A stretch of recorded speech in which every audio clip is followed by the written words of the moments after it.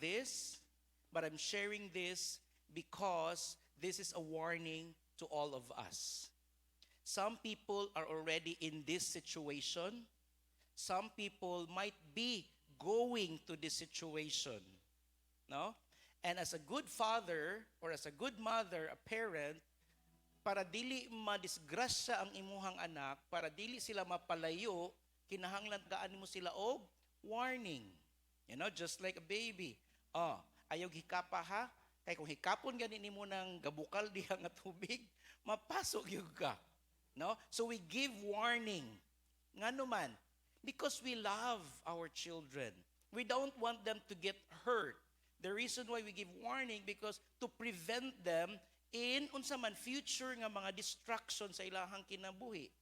Unya kung naa naman gani sila ana nga sitwasyon, what we do is to again remind them again and again, and hopefully they can turn their ways and go back to the ways of God. So this is not just a message for one person. This is a message to all of us. Okay? And so the topic that we are going to have is warning to the rich. Nakadungog na mo ani nga wali? Warning sa mga dato. Kinsa may mga dato diri? Wala na yung magpataas. Kay warning manggod sa mga dato. Actually, I was talking to my wife ko, babe, magwali ko ani.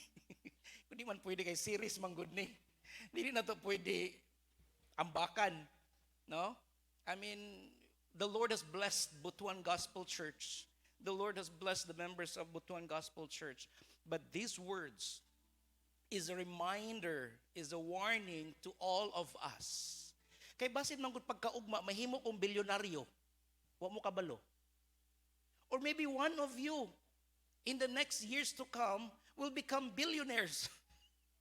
Or maybe one of you one day pag-graduate nimo, nahimo kang maayo kayo yung profession and then gibless kag maayo sa Ginoo and gilambog yung maayo sa Ginoo ang imuhang negosyo baka ha or imong profession and then you become so rich.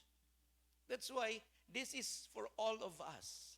Siguro karon sa imuhang sitwasyon, murag igo-igo ra gyud ang imuhang income, but who knows one day the Lord might bless you.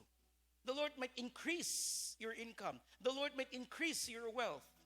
And so this is a warning to all of us. And for those who are already in that level, this is a guideline, a warning that we will not get into this trouble that we will be facing.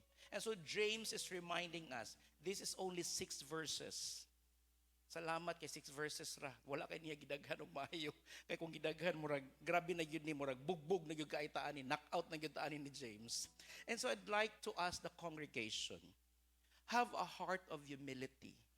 When we discuss this again, disclaimer, wala ko'y gipadunggan. I will just plainly say what the word of God says. And it is always my prayer that the Lord will purify my words. Yang akong words, dili ingon mo condemn, kundi mo convict sa ato ang tanan to come before the Lord and humble ourselves before the Lord. Can I ask everyone to please rise in reverence to the word of God? I will be reading first slide and you will be reading the second slide. James chapter 5 verse 1 to 6. Now listen, you rich people, weep and wail because of the misery that is coming on you.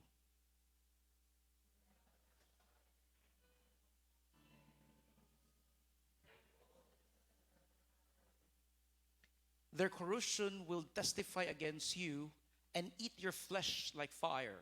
You have hoarded wealth in the last days.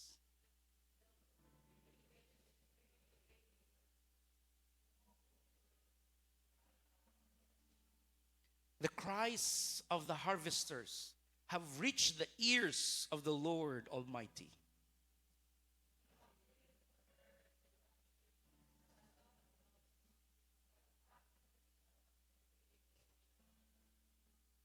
You have condemned and murdered the innocent one who was not opposing you. Father, we come before you this morning. These are words of yours, God, that are very hard. We ask for your revelation. We ask for your touch to each and every one of us. Soften our hearts, Lord. That this will be a teaching that would bring us life sa amuang mga kinabuhi, Lord. A revelation that will transform our lives, God. And that will guide us to eternity. Father, I pray that you would put words in my mouth. Cleanse my tongue, Lord. Not a single word that will come out that will bring judgment or condemnation to your people. Let it be, Lord, that everything that comes out of my mouth will be a words of healing, words of restoration, words of affirmation, Lord, and encouragement to all of us. Your word says that it's like a double-edged sword, that it doesn't just cut anything that is not of you, Lord God, but it also pierces our hearts that is not right before you. Let your word speak, God, not me. Your word will speak to your people. Put me behind your back. Allow me to just speak your very heart this morning. In Jesus' name, amen and amen. You may be seated in the presence of the Lord. Again, it is a warning to the rich. As I've said, this is not just to the people that are currently rich right now, but this are also for the young people or the young adults or everyone that is not yet there. Because who knows, after a few years or a few months, the Lord will bless you and you will be in that level of rich. When you say rich, manggod, that's very relative. How can you say a person is rich? When can you say a person is rich? No? Relative kaayo siya ang definition, ana. And so, tanaw na lang nato ni in the context of excessive na yung kaayo ang iyahang riches. Daghan na yung kaayo. Ngan to the point nga, di na siya kabaloon sa ibuhaton sa iyang kuwan. And so here, James is talking about this kind of rich people. These are people nga gi-enumerate ni James ang ilahang ginabuhat. No? And then, later on, I will show you the four things that James have warned of the rich. So verse 1, it says, "Now listen, you rich people. Weep and wail because of the misery that is coming on you." Why man nga ang rich people mag-weep and wail man sila, maghilak sila, maghagulhol sila because of the misery that is coming. Unsa man nga misery ang giistoryahan ni James. James is talking about the judgment that will come one day. I'd like to lay down the foundation that being rich is not wrong. No? There are many Christians today that God has blessed them and they become rich. I have known many people that are rich. No? Christian, faithful Christians, faithful believers of Jesus that are rich. Na even to the point nga pag mag-istoryam ni ang ako madunggan sa iha perminti, grasya ra gyud ni sa Ginoo pas. Kung wala gyud ang Ginoo pas, wala gyud ko ani. Ambot asa ka ko daron pas, Ginoo ra gyud ni tanan pas. No nga, even the words that comes out of his mouth is all giving God the glory. So first, it is not wrong to be rich. Okay? Dili sala nga mahimong dato.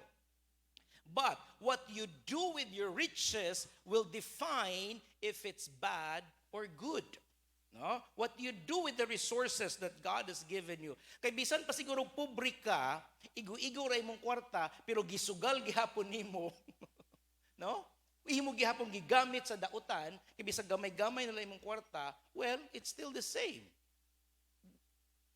Dautan gihapon ang imong gibuhat. So again, it is not wrong to be rich. But these rich people, this kind of rich people, they will weep and wail because of the misery that is coming on you. That misery is on the judgment day. Why?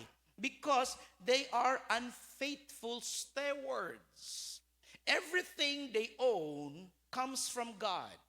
Whatever you have in your hands right now comes from God. And if you are unfaithful in managing what you have, then you are not a good steward of that. And then whatever you have, you will give an account to God. The more you have, the more you will give an account. The less you have, gamay ra imong accounting. Kabalo mo ana sa negosyo, mga businessman, right? So kung daghan kay kag negosyo, then daghan po lang imong accounting. Kung daghan kay kag investments, daghan po imong accounting. Kung sari-sari store lang o di sari-sari store lang ang imong i-account. Okay? So there is that judgment one day. For this kind of rich people, they weep and wail because they become unfaithful stewards. And they become covetous and selfish. No? Gusto nila makuha ang tanan and gusto nila nga sa ilaha lang yun, nga to the point that they want just, ako ara, I don't want to give, I don't want to share my riches or my wealth. Ala, grabe yung tago, grabe yung tago. Pag naay mga amot-amot, pag naay mga kanang pledges, dili ko, ako ron eh. Nagpakadato ra ka para sa imong kaugalingon. These are the kind of rich people that James is talking about. Not just that one. Even to the point sa ilahang negosyo or sa ilahang trabaho, they become unfaithful sa ilahang mga employees. No? Ang ilahang ginabuhat, na sila yung mga hokus-focus, para ang sweldo dili kayo dako para mas kumpad pa babaan pa gyud nila, so na sila ginabuhat kay para mas makakuha pa gyud sila daghang kwarta sa ilahang kaugalingon, no? So this kind of people are doing unfair things even sa ilang timbangan. You know, the Bible is talking about the unjust nga timbangan, nga i-adjust ang timbangan kay para ang isa ka kilo, pagtuon mo isa ka kilo, pero actually 3-4 38 to kay i-adjust ang timbangan. And mind you, it's not just the rich who's doing that. Even ang katong mga igo-igo lang po, buhat-buhatan nila kuan, no? Kanang buhatan nila o kanang minarama ba? Para lang yun yung makakwarta yun sila. And then at the same time, their security is on the material things that they have. They put so much trust and security on the things they have. I'm not saying that it's wrong to have kanabitang mga plan, life plan, unsa pa na nga mga plan ang atuang kuan, security plan, mga plan, daghan nga mga plan. I'm not saying that it's wrong to have that. Go for it. Kay bisag ako gani gaw-nahon na ko while katong gilubong ang among pastor ko nga magkuha na siguro kog yuta, no? Kay murag wa man ko yuta good nga kanang lubnganan nako ba sa St. Peter. Kami sa kong wife wala pa gid mi St. Peter, wala pa mi yuta kung asa mi ilubong. Nagsabot na lang mi sa akong asawa, babes, pag mamatay ganit ta, i-cremate na diretso niya, ilabay na dito sa kuan. Ayun na mga yuta-yuta, mahal kay na. It's probably because kanang ang among principles ba, ang principles na mo magtiayon, we don't think of that so much. No? But nagsabot nami nga i-cremate rami. Nya ayo maibutang sa kanang kay mora gihapon i-cremate lagi, ibutang mangyapon sa sementeryo, magbayad na pug kaatong butanganan sa sementeryo. Iyabo na lang diretso sa dira Butuan River unsa man na. Iyana na niyo mag-service ra mo dito. Iyabo rin ninyo dayon. Okay, gusto mo sa Masaw, asa man yung gusto. But my wife wants sa Davao, so muadto gyud og Davao. So depende lang kinsay mauna sa amoa. Basta kay nahabili na mi ha nga mo'y buhaton sa amoa. Ayon ang pamalit og yuta. So that is what we have. Our security is not on the things, and I hope that you are that kind also, that even though the Lord has blessed you so much with riches and wealth, your security is not on them, but on the Lord who gave it. Amen. Let's give that one. So verse 6, verse 6. Verse 2. Ingon si James sa verse 2. Before that, naa siya'y upat ka cardinal sin daw sa mga dato. Okay? Upat ka cardinal sin sa mga dato. One is hoarding of wealth. It's okay to have wealth. Ayaw lang pag-hoard. Kabalo mo anang hoard? No? Kanang tapukon ba nga, sobra-sobra bitaw, na halos na po'y daghan yung kaayo. Na kay isa ka kabinet nga sinina. Ang ending, na malit kag sinina na pod. So nagbuhat na po kag another cabinet para butangan sa imong bagong sinina. Pagkasunod po, nagbuhat na po kag another cabinet para na po butangan sa imong sinina. Tingnan na ka, huy, ang tibok kwarto puro naman sinina. Ang akong mama, nagkatawa siya. My mother, ang akong mama, okay ra man na niya ginapalit. Di man na siya gapalit og branded. Ever since, okay ra na. Ako ra gapalit og mga taga SM nga sinina niya. Pero ako mama gapalit okay. Usay ako nila, Mang, dagan na kay kag sinina. Di na nimo ni masuot tanan. Yung mga okay, guna mga sinina, tag 5, tag 20, ana god. Pero the fact ba nga di na niya magamit, hoarding ba? Kanang too much, excessive ba nga gamit? Ang akong point, magsige gumiglalis, ang akong gibuhat, pag wala niya, ako dayon, akong gipangpili ang mga sinina, pili na ako, gibutang na ako sa sako, o akong gitaguan. Pagbalik niya, wala na siya makita, gamay na lang kaayo. Kanina lang imong sinina ha. Ayaw na nagdugangi. Kung magdugang gani, kuha na pod. And that is the principle that my wife and I are doing. Every year, twice mga kaduha mi magtanaw sa among closet og manguha atong mga sinina nga dili na namo kaayo ginagamit. Twice a year we do that. Dili mi gadugang og aparador. Pag makita na ko, uy, murag ni puno naman, o di manguha na pod. Kay bisan pag magpabuhat og aparador, di na gyud magkasya sa among kwarto. Katong nga nakatuod sa among balay, nakasulod sa among kwarto, kabalo mo unsa kagabay among kwarto, nga kung mudugang pa isa ka kabin, di na gyud magkasya. So we don't have a choice but to just remove those clothes. And then naay mga study that shows nga kung 3 months daw nimo wala pa nimo nasuot ang sinina, 3 months ha, except atong mga seasonal nga clothes. Like for me, barong, suit, seasonal man na siya. Pero kanang daily lang ang mga, if 3 months daily nimo magamit, let it go. So karong December, dagang kay sinina karon manghatag. Na manghatag man tag sinina karong December, hinay-hinay na mo kuha ato yung mga sinina nga di na panggamit. Dili pa mo ana, kung makuha, pulihan man nagbag-o. Diba? That's the beauty of it. And so, excessive hoarding of wealth. Na isakyanan isa, himuon pag yung 20 kasakyanan. Na isa kasakyanan, himuon pag yung 30 kasakyanan. Nya mag-abli na po kag another garage. Nga dako kayo ang garage kay para butangan lang sa imuhang pila kasakyanan. Lahi ang Monday, Tuesday, Wednesday, Thursday, Friday, Saturday, Sunday. Lahi po ang panglakaw, lahi po ang kadaghan ba? No? And these are personal lang ang mga sakyanan ha, dili for business nga sakyanan, kanang personal lang gyud nga sakyanan. Unya mga sakyanan pa gyud kay sports car, limousine, mga mga Rolls Royce, mga nga sobra excessive hoarding of wealth. And then number 2, another cardinal sin of the rich is failure to pay proper wages. You know what? God's heart are for the poor. When you don't give proper wages sa mga tao, sweldo sa mga tao, God's heart naa sa mga tao. Why? Because that is injustice, mga igsuon. Nagtrabaho ang tao, worthy na siya sa iyang pay. Kung my mother would always say this, mga anak, nag-remind yun ako sa inyo ha, ayaw yun i-thank you ang mga lihok sa mga tao. Ayaw yun i-thank you. Just because kay naghatag silang favor, no. At least naagid kay mahatag sa ila. Ayaw i-thank you. And I believe so that is justice. Yes, it's good to say thank you, but if you have something that you could give in return, wonderful. No?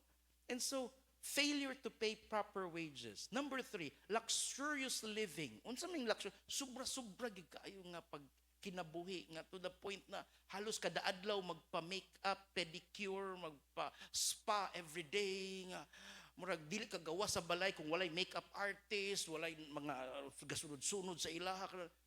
Too much nga luxury. Dili pwedeng mga on sa kilid-kilid kay dapat datugid sa mga 5-star nga hotels, restaurants nga mga social nga grabe nga living. And you have seen that in social media. There are many people who are like that. No? And to think ra ba, sikat kay sila. Si Kiteki. Kailan mo ni Kiteki? I want all of this. I will buy all of this. Those all things. Amot lang ko tinuod po na, no? Di buta kabalo. But the portraying of luxurious living, no? And then fourthly, condemning and murdering the unjust. And we will discuss that about that thing. Number 2, verse 2, it says, your wealth has rotted. Kani nga mga rich people, your wealth has rotted and moths have eaten your clothes. Your gold and silver are corroded. Wealth here means the riches. So, upat kabutang, riches, you have clothes, gold, and silver. Sa unang panahon, manggod, consider ang mga dato when you have these 4 things. No? Siguro sa tuwa karon, silver murag di naman kaayo no? Wala naman kaayo value ang silver. Kaya ato lang kag quicksilver or ana kanang silver diya. Ha? Unisilver. O makapalit na kag Unisilver.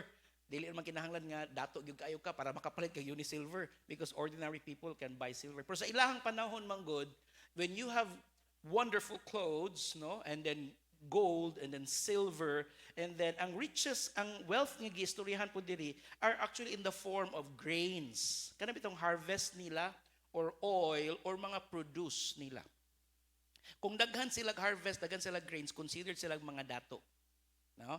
So when James is your wealth has rotted, he's referring to the grains. Nga sobra-sobra ang grains ba nga ilaha bitong gi-hoard nga di na lang nila ihatag sa ubang tao or ibaligya sa ubang tao. What happened to the Philippines when ang katubitong ato ang rice gi-hoard? Di ba nangadaot? Sayang kaayo. Sayang kaayo. Kaya nga naman gi-hoard. Kaya gihulat lagi nga mo taas ang presyo ay ipagawas. Now sometimes these rich people would do that na for their advantage. So wealth here, and even clothes, sobra kayo nga mga clothing, and then silver and gold corroded. Unsa man ang corroded? Na destroy. Ngano man, sa kadugayon manggod kanang silver, kabantay mo anang silver, naana siya mag-tarnish, no, pagkadugayan. Unya ang gold, ma-tarnish pod na siya kadugayan kung wa na kayo nagamit or unsa man gani. I'm not saying you don't buy golds. You buy golds if you can. Pero kung inyuha na lang gani ng excessive buying for the sake of just showing off, moabot ng panahon nga kanang imuhang gold ug silver, makorrode yun na siya, matarnish na siya, ma-destroy na siya. Because eventually, everything that you have on earth will be gone. You can't even bring that to heaven. No? Ay, so pas di na lang ko magbutang og jewelries. No. Put on jewelries. I'm not saying that you don't put on jewelries. I'm saying excessive. Sobra-sobra. Kaya na ako'y kailang nga pastor, nagtagbo pag yun mi, bag-o lang. Kulintas, ingani ka baga, gold. Diri. Ya, black, yung t-shirt. Anak pag dako, gold. O niyang iyahabit ang pendant, ingani ka dako nga square. Nag-anak diri. Naapa siya'y gold, nga ingani po dagko kaayo. Iyang relo, iyang kwan, Hermes, iyang sapatos Hermes. Unya, iyang cellphone, nagstorya sa ato isa ka pastor, cellphone pag-ana, tulo ka fold. Kita naman ng cellphone nga tulo ka fold. Abi na kong duhara. Tulo, pak. Pag-ana, pak na po. Grabe yun siya ng pastor. He's a pastor. And I was like, wow. Siya ang pinakadato sa iyang simbahan. Mo yung Lord. Lord, have mercy sa amo ang mga pastor. Too much. Too much. It's good to have cellphone. It's good to have tablet. Even this one, hinatag ra ni mga igsoon. Dili ako ang nagpalit ani. Hinatag ra ni. Para magamit na ako diri magwali. I don't buy this. And so, usay ba ka ng Lord, too much. Pasay luay in taon mi Lord. Kaya at the end of the day, bitaw, unsa may importante sa kinabuhi? Kalagman sa tao. Di man ang ato ang mga kabdangan, atong wealth, atong sinina, dili man. Of course, we have to dress properly here. Kaya imagine na lang nyo kung si pastor nagsinina, dili og nag-t-shirt ra og nag-jeans. Okay ra ka mo ana? Okay ra mo ana? Mag-t-shirt ra ko dili niya mag-jeans? Niya mag-rubber shoes? Kay ako, okay rin ko, comfortable kay ko ana. Pero sa inyo, muna yung ko nga, I have to invest because this is my job. But at least modest, not excessive. Ang akong kani, kung makita ninyo, stainless ra niya. Di ni siya silver, just to make it clear. Stainless ra ni siya. Statement ra gud siya. And so, our wealth has rotted and moth have eaten your clothes and your gold and silver have corroded. Their corrosion, verse next one, their corrosion will testify against you and eat your flesh like fire. What does it mean?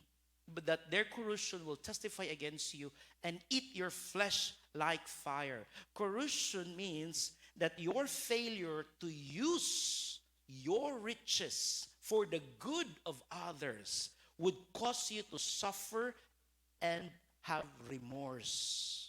Kung dili nimo gamiton ang imuhang kwarta or ang imuhang resources nga gihatag sa Ginoo for the good of others, eventually it would lead you to remorse or suffering. Kay what if one day makawatan ka? Unsa imong bation, gikawat ang imong mga bulawan, imong mga jewelries, ang imuhang mga kabtangan.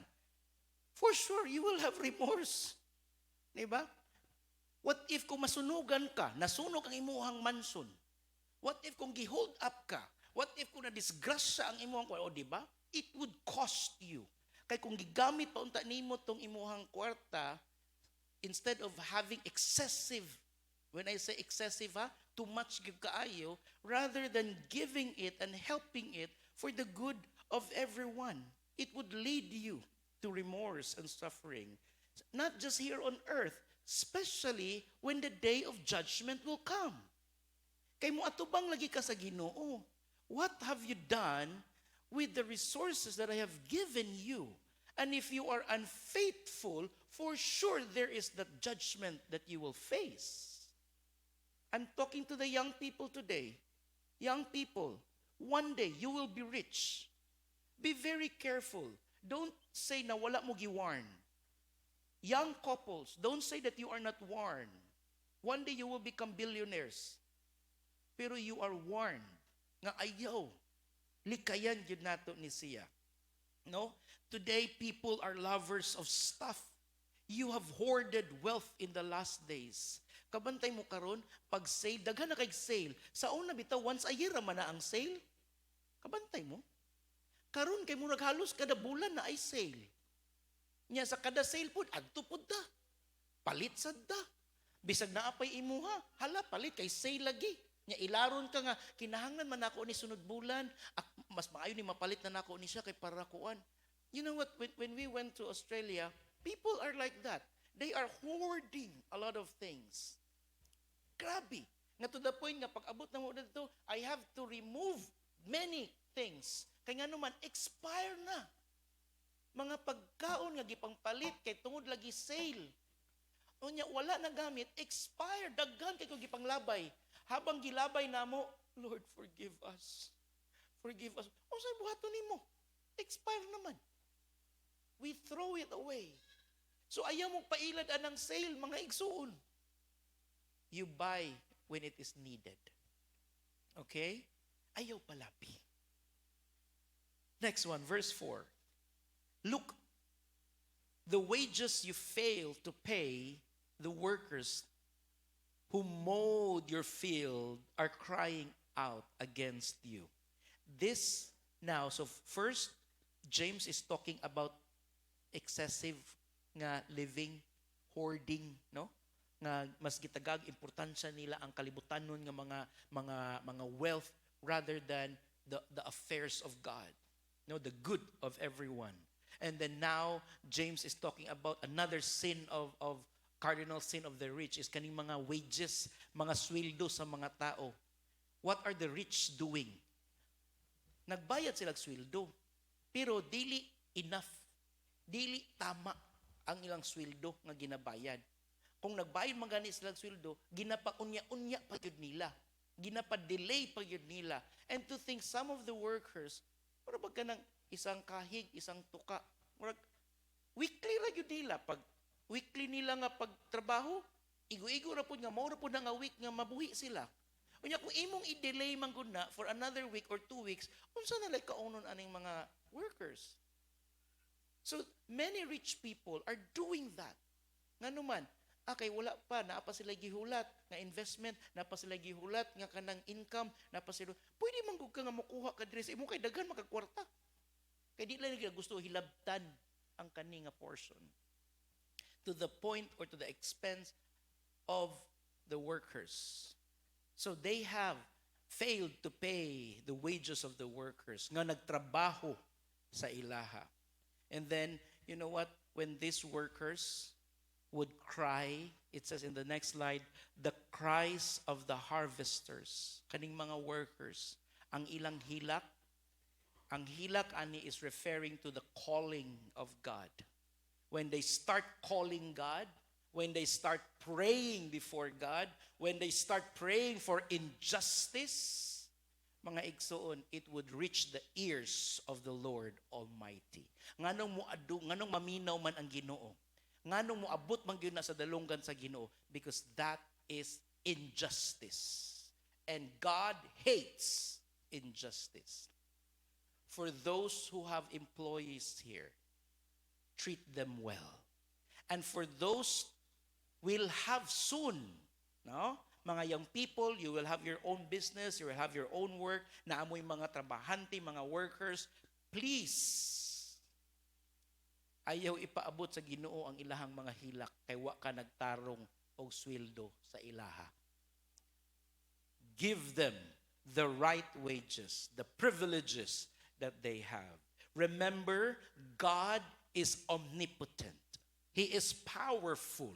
He can do in a snap of God's finger. He can take away everything that you have because you are not faithful in using what God has given you. God can lead you into discipline because you are not doing what is right. God is omniscient. You might think wala sila kabalo, but God knows everything, even the heart of those employees. Ang ilahang mga hilak, Lord, tulo naman kabulan, Lord, wala pa gyud mi sweldo. Lord, upat na kabulan, Lord, wala pa mi sweldo. You know? And kung maminaw ka sa ilahang mga testimonies, luoy pud biya sila. Tanaw gyud mo luoy sila. And so I hope, no, na katong mga employees o katong na ay soon to have, let's be reminded that we have to give the proper wages to our employees. Because God is omnipotent, He is omniscient, He sees and hears everything, even the cry of those workers. And when God hears them, let me tell you this, pag maminaw gani ang Ginoo, wala mo kabaloon sa ibuhaton sa Ginoo sa atua. We will be disciplined by God.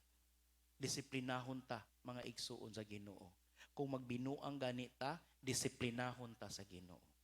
And kung yung unsay disiplina, wa kita kabalo kay ang Ginoo ra kabalo unsa nga klase nga disiplina ang iyang ihatag kanato. Verse 5, ayon siya nga, you have lived and on earth in luxury and self-indulgence, and you have fattened yourself in the day of slaughter. Again, gikinabuhi nimo imong kaugalingon in luxury. Unsa maning luxury? Again, excessive, no? Sobra-sobra. Expensive jewelries, tag 10 million nga jewelries, tag 500 million nga sakyanan, no? Billion nga balay. You know, you have clothes nga tag 2 million ang t-shirt lang. Grabe na nga mga sinina, no? Sa 2 million nga t-shirt. Nabay nga na. Tanaw po ba mo sa mga branded nga mga kuan? Too much ba? Okay raman siguro ang plains and prints, no? Di naman kaya na mahal. Kaya naman na siya. Pero kung palit na siguro kakatong 2 million naman nga kuan. Luxury. Not just that one. What about ang imuhang sakyanan? Sports car. Katulad daghang kaayo mga sakyanan. Limousine, mga klase-klase. What about mga palatial houses? Daghang kaayo. Naibalay sa Japan, naibalay diri sa Pilipinas, naibalay sa US, naibalay bisag asa kalibutan, naibalay. No? Naapay mga speedboats, no? Naapay mga ilahang mga jet planes, mga grabe yung kinabuhi. Kung ang ilang t-shirt bitaw nga 2 million, ilang gitabang sa mga pobre, dako na kay tabang ba? No? T-shirt ra to. So, luxurious living. And sometimes bitaw, mutanaw biya ta ana nga mga unsa ganyan na siya kanang reality show. Gatanaw ta ana. Wala mo gatanaw Kardashians sa una? Di ba malingaw pagtanaw sa ilang kinabuhi? Nya mingon din ka nga, wala ingana pa ta ko no. Maka-experience pa ta ko ana no. Ay mo ana nga ginagmay ba? Pero kabalo ko ka nga di good kaya. Pero malingaw tagtanaw sa ilang kinabuhi. Malingaw ta sa ilang kadato. Be very careful. Okay, that is one way of infiltrating sa imong heart o sa imong mind na you want also to covet what they have. The world is portraying that riches, it is wonderful. This is life. No? The American dream. No, ano na yun? Na ako'y pag umangkon, niugi ka mag-US, ni uli. Ngayon siya, American dream is a scam. Kaya dili yun daw tinuod nga malipayon yun. No? Naganak, naalay kay kwarta, pero trabaho po, di mo tulog ka buok. Sa US, di ba? Para gusto ka madato, o dapat tulog ka buok imong trabaho. Kaya kung isa rin imong trabaho, igo-igo na yun na, mubayad sa imong paginhanglanon. Di pag yun na makabuhig pamilya. So, nga na ay kapalit. And not just luxury. And also self-indulgence. No? All about us. Ala, treat ourselves. Murag halos kada bulan mag-travel. Kada bulan mag-holiday. No? Ala, lakaw-lakaw. Kung pwede palagi dalon sa Mars mo, adto og Mars. Kaya murag nasumhan na sila sa kalibutan. They have traveled all over the world and they are so fed up already with the world that they would even have mga celebrity chef to come over to their house just to cook for them. Mga ingana nga mga grabe, sobra self-indulgence. Too much. You know what? James is saying, you have fattened yourself. Gipatambok rin imong kaugalingon. Mura bitaw ka ng baboy bitaw nga before nimo ibaligya. Unsay buhaton ninyo? Hala, pakanon og daghan. Kay para mo dako. Hala, pakanon, saksakan og maayo, kabing saksak. Kay para pagtimbang, bugat. Nya para tambok. Pero ang ending niya, ihawon naman di ay. This is what the picture that James is sharing. Now you are like that. You're enjoying the food that you're eating. You're enjoying the wealth that you have. You have pero ang ending ni mo, ana, slaughter ka ba? Why? Because in the judgment throne of God, you will not be enjoying the presence of God. You will not be enjoying heaven.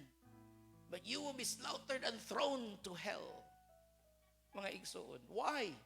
Because you have not placed God in your life. Instead, you have placed wealth, you have placed luxury, you have placed kanang self-indulgence sa imong kaugalingon rather than on God. Number 6, verse 6, he says, you have condemned and murdered the innocent one who was not opposing you. Rich people, how do they condemn the innocent one? They condemn them by false accusation. Na ako'y inaanak sa kasal. Falsely accused. Kaya nga naman, nagplano siya nga muhawa na sa company. Unya, kay siyempre, dako siguro ang separation, gibuhat-buhatan og istorya. Giplant og evidence. Karon ang ending, gikasuhan siya. Wala ba gito niya gibuhat? Gikasuhan siya pa ang nagbayad sa company. They are doing this. Mistreating the poor. Pero kabulo ka, we continue to encourage ang among inaanak. Padayon, ayaw give up. Sige, adtong korte. Sige, padayon, be honest. Ingana na. Kung kinahanglan ka magbayad, sige, bayad na lang. It took him many years because of the injustice of that company. Giplant ang ebidensya. No? Falsely accused. Buhat-buhatan og istorya. Kay para gamay na lang ang mahatag nga pay kay muhawa lagi. How do you condemn? By harsh language. Ang imong mga trabahante kay mura silang mga slaves nimo. Mga igsuon. Yes, the Lord has given us these employees and these workers, but we have to respect them. First and foremost, why do you have to respect them? Because they are created in the image and likeness of God. God has created them and they ought to be valued. Yes, under sila sa imuha, kay tungod ila sila mga trabahante, but you have to treat them well. Because at the end of the day, in the eyes of God, we are just the same. Ayaw gyud paghinambog mga igsoon. Young people, one day you will become owners of businesses. You will become managers or unsa man gani mo, CEO. Ayaw gid mo paghinambog. No? Treat them well. Treat. Ayuha sila pag atiman. What about murdered? No? Murdered, dili ingon nga patyon. No? Murdered, James is talking that you murdered them. How? By overworking. Sobra-sobra nga trabaho. I have seen documentaries in other nations na ang trabaho gikan sa alas 6 sa buntag paingon sa alas 10 sa gabi. Imbis 8 hours na himong 16 hours na himong. Sobra unya ang sweldo pag yun kay $2 lang. Gamay. Overworking. You're actually slowly killing the person. You're slowly killing them. Overworking. Underpaying. And then, if they protest, kung mag-protest bitaw sila, because mali ang pagsweldo, wala, overwork pag yun sila, you know what? Ang ginabuhat din sa mga dato is they further inflict brutality to the person. Or kung unsa mga i-dismiss sila silang trabaho, hadlokon sila nga, pahawaon ti ka, or kasuhan ta ka. No? That's what the rich are doing. And I'm happy that we don't have it here in Butuan Gospel Church. Lipay ko, wala na dire. No? And so, again, let me remind you, the 4 cardinal sins of the rich. For those who are rich now, and for those that will be rich one day, let's be reminded of this. Be very careful not to hoard on wealth. Let's pay proper wages. Di na ta mag-luxurious living, mga igsuon. Okay na nang natay sakyanan, natay balay, natay negosyo, mabuhi ta. Kaya na ako'y nakikilhan ng mga dato, yun. Pero mas purma pa ko sa ilaha. Mas purma pa ko sa ilaha. Matog bangko, naka-t-shirt lang, gisi pag yun. No? You know, kanang usay bitaw kanang mas dato patanaw ning mga pobre kaysa mga dato nga tinuod. I have known a lot of those and humble people, very humble people. So again, luxurious living. Ayaw na mo pamalit og speedboat ha, basi ganahan mo palit og speedboat. Ayaw na. Limousine. Ayaw na pud na. Okay na nang mga sakyanan ninyo, nindot na kayo yung mga sakyanan sa gawas. Wonderful. And then, lastly, condemning and murdering the just. Let's not do that. And I'd like to end this with a verse in Matthew 6:19-24. If we are not to do those 4 things, unsa atong buhaton? Do not lay up treasures for yourself on earth. Ayaw mo pag-build og treasure diri sa kalibutan, where moth and rust destroy, where thieves break in and steal. But lay up for yourselves treasures in heaven. What are these treasures in heaven? These are things that you have done for the people of God, for the work of God, no? Para mulambo ang kinabuhi sa mga tao, sa inyong mga trabahante, mulambo pud sila. Sa ato adri sa simbahan, mulambo ang buluhaton sa Ginoo. These are things nga naay eternal value, mga igsuon. Supporting the work of God, helping the poor and the needy, helping the work, the ministry of the church. These are treasures that you are laying up in heaven that would have an eternal value. And these are the kind of treasures where neither moth nor rust destroys. If the person is changed, or if the person was changed because of the ministry that you have supported, that is the kind of investment that that person nakaila sa Ginoo, naka-encounter sa Ginoo, na-experience niya ang Ginoo, and that is because ikaw nga nag-support ana nga ministry. That kind of investment would lead to eternity. Nga no one can snatch that kind of experience ana nga tao. When you start feeding the children, that's the kind of experience sa mga children na makaingon sila nga, the Lord cares for me. The Lord has provided for me. Nakakaon ko ani. Tungod kay naay mga tao nga nag-support ani nga ministry. No? You were able to hear the word of God comfortably. Na makadungog mo sa pulong sa Ginoo nga comfortable mo.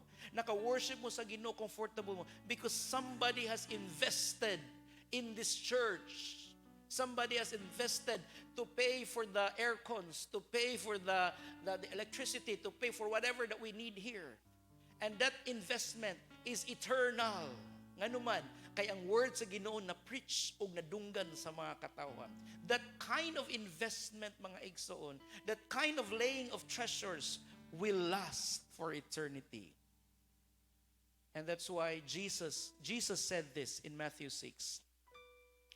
For where your treasure is, there your heart will be also.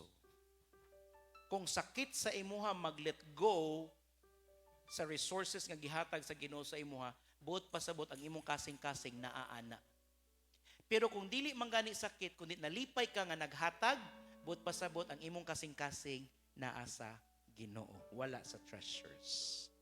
Let us pray. Father, we thank you for your word.